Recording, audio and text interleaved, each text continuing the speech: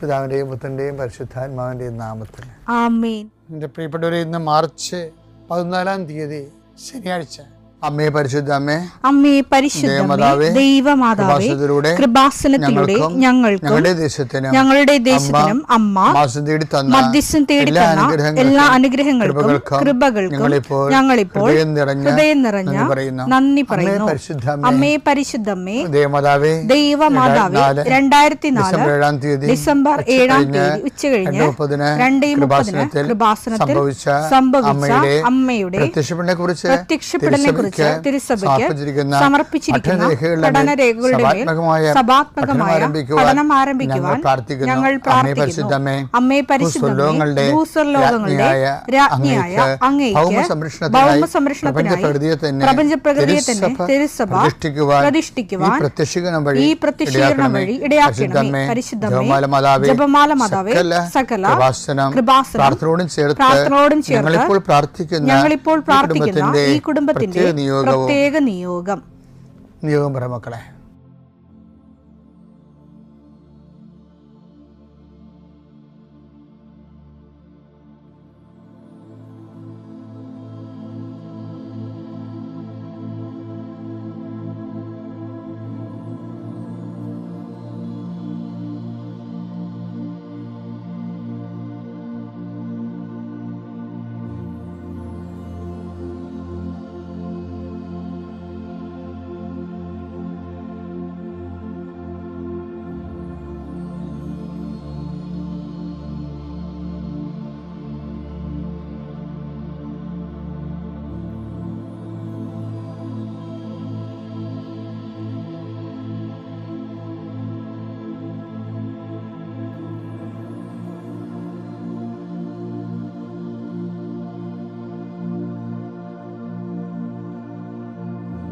അമ്മയുടെ പ്രത്യക്ഷീകരണത്തിന്റെ ഈ അനുഗ്രഹവേളയിൽ ഞങ്ങൾക്ക് സാധിച്ചു തരുവാൻ കനിയണമേ. ആമേൻ. വിശ്വാസ പ്രമാണം.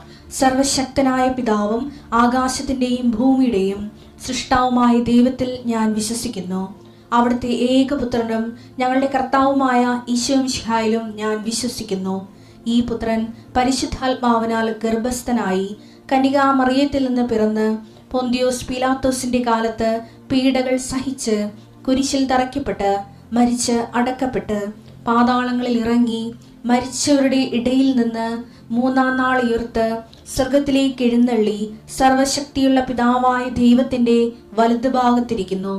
അവിടെ നിന്ന് ജീവിക്കുന്നവരെയും മരിച്ചവരെയും വിധിക്കുവാൻ വരുമെന്നും ഞാൻ വിശ്വസിക്കുന്നു. പരിശുദ്ധാത്മാവിലും ഞാൻ വിശ്വസിക്കുന്നു. വിശുദ്ധ കത്തോലിക്കാ സഭയിലും പുണ്യവാന്മാരുടെ ഐക്യത്തിലും പാപങ്ങളുടെ മോചനത്തിലും ശരീരത്തിന്റെ ഉയർപ്പിലും നിത്യമായ ജീവിതത്തിലും ഞാൻ വിശ്വസിക്കുന്നു. ആമേൻ. സ്വർഗ്ഗസ്ഥനായ ഞങ്ങളുടെ പിതാവേ, അങ്ങയുടെ നാമം പൂജിതമാകണമേ. അങ്ങയുടെ രാജ്യം വരണമേ. അങ്ങയുടെ തിരുമനസ് സ്വർഗത്തിലെ പോലെ ഭൂമിയിലും ആകണമേ. അന്നു വേണ്ടുന്ന ആഹാരം ഇന്ന് ഞങ്ങൾക്ക് തരണമേ. ഞങ്ങളോട് തെറ്റ് ചെയ്യുന്നവരോട് ഞങ്ങൾ ക്ഷമിക്കുന്നത് പോലെ ഞങ്ങളുടെ തെറ്റുകൾ ഞങ്ങളോടും ക്ഷമിക്കണമേ. ഞങ്ങളെ പ്രലോഭനത്തിൽ ഉൾപ്പെടുത്തരുതേ, തിന്മയിൽ ഞങ്ങൾ രക്ഷിക്കണമേ. ആമേൻ. നന്മ നിറഞ്ഞ മറിയമേ, സ്വസ്തി. കർത്താവ് അങ്ങയുടെ കൂടെ സ്ത്രീകളിൽ അങ്ങ് അനുഗ്രഹിക്കപ്പെട്ടവളാകുന്നു. അങ്ങയുടെ ഉദരത്തിൻ ഫലമായി ഈശോ അനുഗ്രഹിക്കപ്പെട്ടവനാകുന്നു. പരിശുദ്ധ മറിയമേ, തമ്പുരാന്റെ അമ്മേ, പാപികളായ ഞങ്ങൾക്ക് വേണ്ടി ഇപ്പോഴും ഞങ്ങളുടെ മരണസമയത്തും തമ്പുരാനോട് അപേക്ഷിക്കണമേ. ആമേൻ. കർത്താവേ, നിന്റെ ഉന്നതമായ നാമത്തിന് സ്തോത്രം ചെയ്യും. കർത്താവേ, നിന്റെ വിശുദ്ധ പൗരോഹിത്യത്തെ മഹത്വപ്പെടുത്തണം. കർത്താവെ, സഭയിലുള്ള സാന്നിധ്യം പ്രകടമാക്കണം. 40 വർഷം അടിയനർപ്പിച്ച കൃപാന്റെ ബലത്തിൽ ഇന്ന് അങ്ങയുടെ മക്കളെ പ്രാർത്ഥന കൂടുന്ന എല്ലാ മക്കൾക്ക് വേണ്ടി പ്രാർത്ഥിക്കുകയാണ്.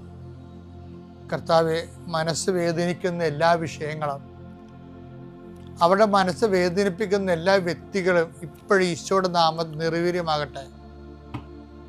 കർത്താവെ, മനസ്സ് വിഷമിപ്പിക്കുന്ന സാഹചര്യങ്ങൾ, ചെയ്തെടുക്കേണ്ട ഉത്തരവാദിത്തങ്ങൾ, മറ്റുള്ളവർ നമ്മളെ പഴി പറയാൻ സാധ്യതയുള്ള എല്ലാ വിഷയത്തിൻ്റെ മേലും കർത്താവിൻ്റെ കരുണ ചൊരിയുകയും നിങ്ങളെ കർത്താവ് ഇന്ന് നിലനിർത്തി തരികയും ചെയ്യട്ടെ. നിങ്ങൾ പോകുന്ന വഴികൾ, കണ്ടുമുട്ടുന്ന വ്യക്തികൾ, ചെയ്യുന്ന കാര്യങ്ങൾ, യാത്ര ചെയ്യുന്ന വാഹനങ്ങൾ, ഒപ്പിടുന്ന പേപ്പറുകൾ, കൈമാറുന്ന രേഖകൾ, കഴിക്കുന്ന മരുന്ന് എല്ലാം മാതാവിൻ്റെ മധ്യസ്ഥതയിൽ യേശുനാമത്തിൽ അനുഗ്രഹിക്കപ്പെടുകയും നീ ദൈവത്തെ അനുഭവിക്കാൻ ഇന്ന് നിന്നെ സഹായിക്കുകയും ചെയ്യട്ടെ. നിത്യം പിതാവും പുത്രനും പരിശുദ്ധാത്മാശ്രേഷ്ഠ നീക്കുവാണ്. എൻ്റെ പ്രിയപ്പെട്ടവരെ, ചില സമയത്ത് നമ്മുടെ ജീവിതത്തിൽ ഒരു തീരുമാനം എടുക്കാൻ പറ്റാതെ വരും. അതിൻ്റെ കാരണം എന്ന് പറയുന്നത് ദൈവത്തിൻ്റെ ഇഷ്ടവും നമ്മുടെ താല്പര്യവും ഈ ചിലപ്പോൾ വാളും പരിചയം പോലെ പരസ്പരം വിരുദ്ധമായിരിക്കും.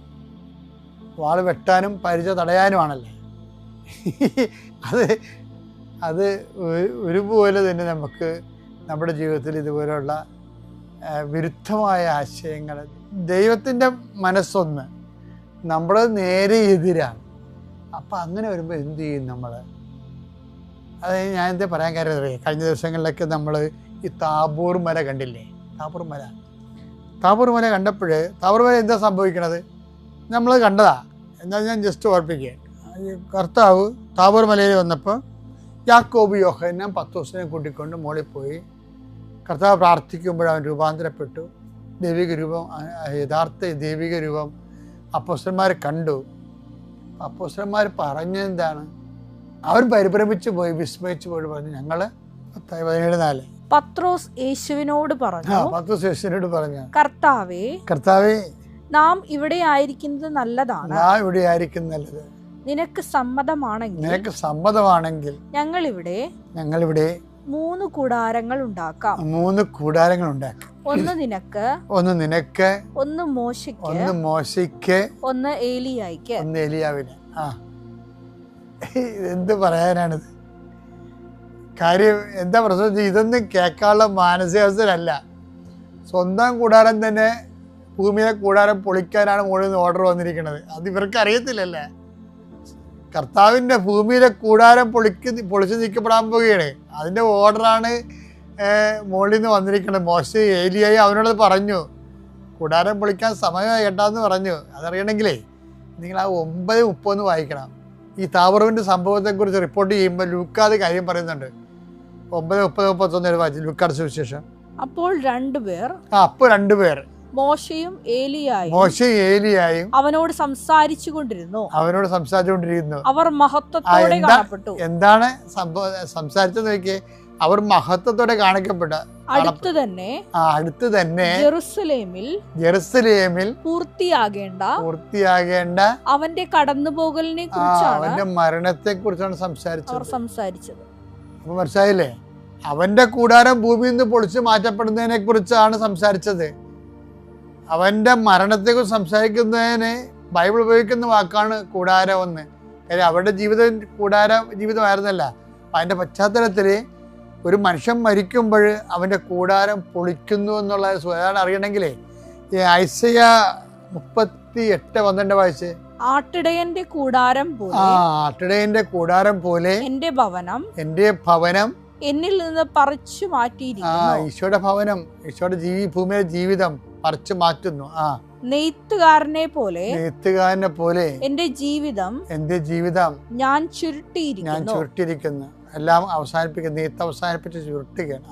തറയിൽ നിന്ന് അവിടുന്ന് എന്നെ മുറിച്ചു നീക്കി. പകലും രാത്രിയും മുറിച്ചു നീക്കി. എന്നുവെച്ചാൽ വിഷയം എന്ന് വെച്ച് കഴിഞ്ഞാല് ആ ഒരു മാനസികാവസ്ഥയിലാണ് ഈശോ ഇറങ്ങി വരണത്.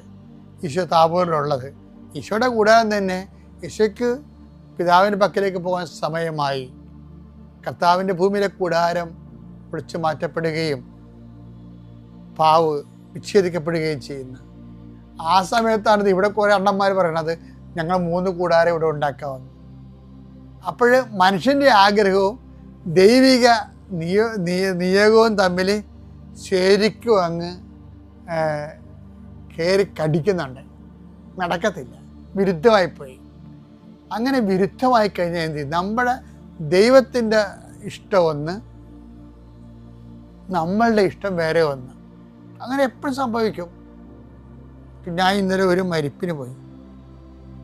41 വയസ്സേ ഉള്ളു. പണ്ട് അവൻ്റെ കുഞ്ഞുനാളിലൊക്കെ എൻ്റെ അടുത്ത് പ്രാർത്ഥിക്കാൻ വന്നായിരുന്നു. പെട്ടെന്ന് അറ്റാക്ക് വന്ന് മരിച്ചു. അവൻ്റെ അപ്പനാണെങ്കിൽ അവിടെ നിന്നിട്ട് അവൻ്റെ അപ്പനാണ് ഭയങ്കര സങ്കടം.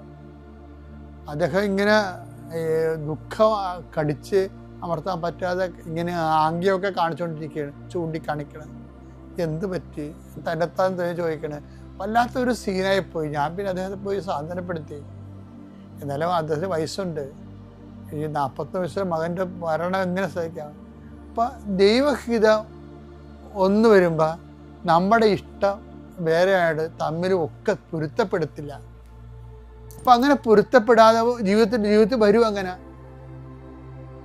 പൊരുത്തപ്പെടാതെ വരുമ്പോൾ നമ്മൾ എന്ത് ചെയ്യും? അത് ഈശോയ്ക്ക് സംഭവിച്ചത് അത് തന്നെയാണ്. പിതാവിൻ്റെ ഇഷ്ടം ഒന്ന്, ഈശോയുടെ ഇഷ്ടം ഒന്ന്. സാധ്യമെങ്കിൽ സാധ്യമെങ്കിൽ ഈ പാനപാത്രം എന്നെ കടന്നു പോട്ടെന്ന് ഈശോ പ്രാർത്ഥിക്കണില്ല. ജീവിതത്തിൽ മൊത്തം ഇതുണ്ട്, ഈ പാരഡോക്സ് ഉണ്ട്. ദൈവകൽപ്പന ഒന്ന്, ദൈവത്തിൻ്റെ ഇഷ്ടം ഒന്ന്, നമ്മുടെ ഇഷ്ടം നേരെ മറ്റൊന്ന്. അപ്പം നമ്മൾ എന്ത് ചെയ്യും? അവൻ എന്ത് ചെയ്യും എന്നുള്ളതിനെക്കുറിച്ച് ഉടനെ നിത്യപിതാവിൻ്റെ സ്വരമുണ്ട്. എന്താണ് ഈ അപ്പം പറയണത്? 17:5.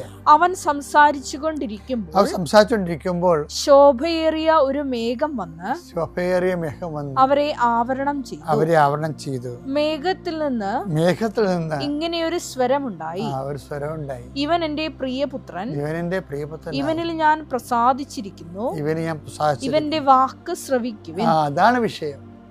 ഇങ്ങനെ അസന്നിഗ്ധമായ കഷ്ടം, ദൈവഹിതം ഒന്ന്, മനുഷ്യൻ്റെ ആഗ്രഹം വേറെ ഒന്ന്, തമ്മിൽ കൂട്ടുമുട്ടുമ്പോൾ നമ്മുടെ മുമ്പിലുള്ള തിരഞ്ഞെടുപ്പ് എന്താണ്? കർത്താവിൻ്റെ വചനം എന്താണ് അതിനെക്കുറിച്ച് പറയണത്? അതിനനുസരിക്കണം. അതാണ് ഒരു വിശ്വാസ തിരഞ്ഞെടുപ്പ്. ഇവനെ ശ്രവിക്കുവിൻ. ഈ വാക്ക് നേരത്തെ നമ്മൾ കേട്ടതല്ലേ? എവിടെ കേട്ട്? കർത്താവിനെ ജ്ഞാനസ്നാനപ്പെടുത്തുമ്പോൾ പിതാവ് വന്ന് സംസാരിച്ച് ഇതേ വാക്ക് this is my beloved son in whom I am well pleased എന്നല്ല പറഞ്ഞത്. പക്ഷെ ഇപ്പം എന്താ പറയണത്? ഇപ്പം പ്ലീസിങ് ഒന്നും അല്ല പറയണത്. ഇപ്പം എന്താ പറയണത്? ഞാൻ പ്രസാദിച്ചെന്നല്ല പറയണത്, നിങ്ങൾ അവനെ ശ്രമിക്കണമെന്ന്. ഈ അസന്നിഗ്ധമായ ഘട്ടത്തിൽ എൻ്റെ ഇഷ്ടത്തിനെതിരെ നിങ്ങളുടെ ഇഷ്ടം വരുമ്പോൾ നിങ്ങൾക്ക് മുമ്പിലുള്ള തിരഞ്ഞെടുപ്പ് എന്താണ്? ഈശോയെ ശ്രമിക്കണതാണ്. ഈശോ പറഞ്ഞ ആ മേഖലയിൽ ഈശോയുടെ വചനം എന്താണ്? അപ്പം നമ്മൾ സിമ്പിളല്ലേ? വിശ്വാസിയുടെ വെളിച്ചമാണ് വചനം എന്ന് പറഞ്ഞതിൻ്റെ കാരണം അതാണ്. അപ്പോൾ നമ്മുടെ ജീവിതത്തിൽ എന്തെങ്കിലും ഒരു വിരുദ്ധമായ ദൈവിക ഇഷ്ടം വന്നാൽ, നമ്മുടെ ഇഷ്ടത്തിനെതിരെ ഒരു ദൈവ ഇഷ്ടമായിട്ട് വേറെ ഒരു നിയോഗം വന്നാൽ പിന്നെ നമ്മുടെ മുമ്പിലുള്ള തിരഞ്ഞെടുപ്പ് എന്താ? നമ്മുടെ ഇഷ്ടമല്ല, കർത്താവിൻ്റെ വചനമാണ് പാലിക്കേണ്ടത്. അങ്ങനെ പാലിക്കാൻ നിങ്ങൾക്ക് ദൈവം അനുഗ്രഹം തരട്ടെ. പിതാവിൻ്റെയും പുത്രൻ്റെയും പരിശുദ്ധാത്മാവിൻ്റെയും നാമത്തിൽ.